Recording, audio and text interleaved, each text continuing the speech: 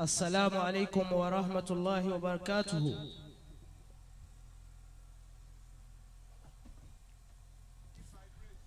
أعوذ بالله من الشيطان الرجيم. بسم الله الرحمن الرحيم.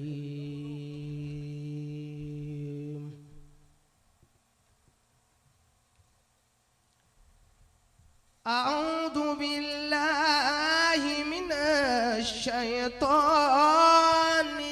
الملعون الرجيم.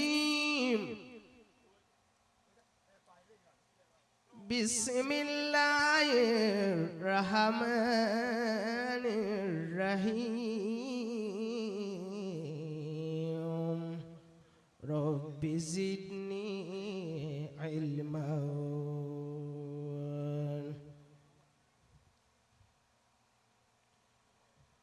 قد أفلح المؤمنون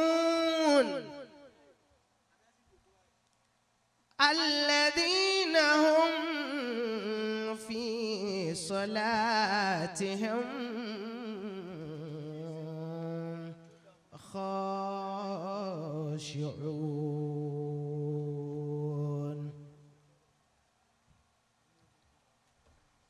والذين هم عن اللغو معرضون والذين هم للزكاة فاعلون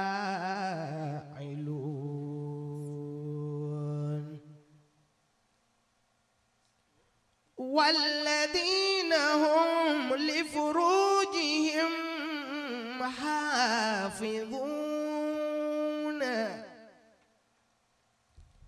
إلا على أزواجهم أو ما ملكت أيمانهم فإنهم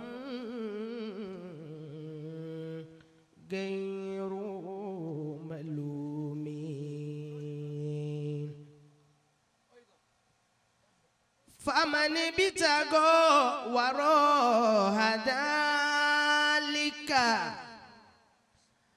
فأولئك هم العادون والذين هم لأماناتهم وعهدهم راعون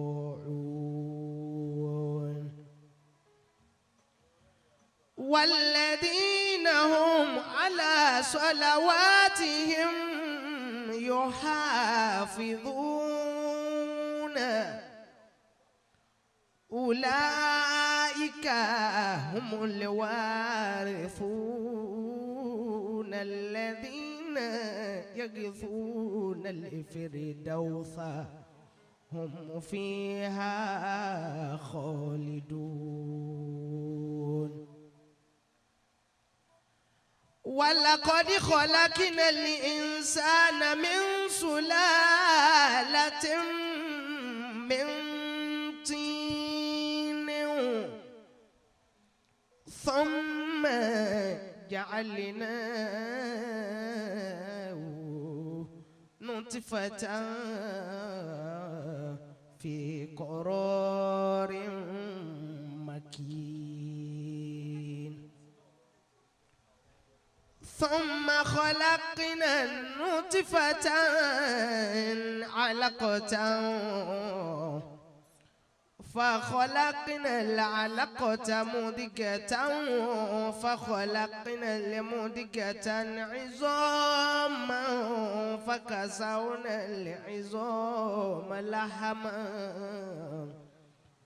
ثم أنشأناه خلقا آخر فتبارك الله أحسن الخالقين فتبارك الله أحسن الخالقين صدق الله مولانا العظيم.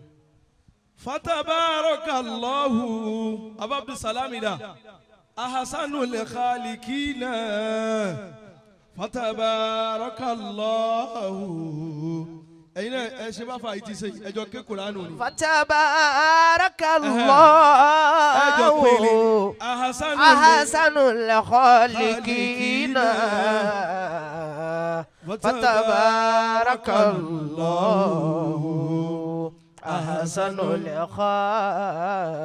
الخالقين. فتبارك الله أحسن الخالقين فتبارك الله أحسن الخالقين. الله ní gbogbo yín pátá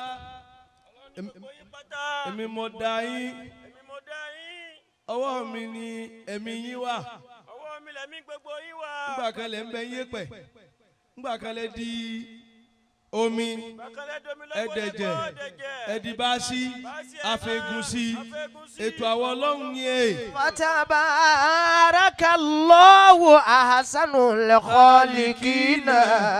gbogbo ẹni ó bá mọ ọlọ́run ní kó bá kíbò sí ẹ̀. Fatabarakallahu ahsanul khaliqina. àtàfà kìíní àtàfà tí wọ́n ké ọlọ́run jórí rẹ̀ yóò pọ̀. Àmín. ọ̀làkùnrin àánújọ ọ̀rọ̀ mi ó dára. Ó dára. ọ̀làkùnrin àánújọ ọ̀rọ̀ mi ó dára.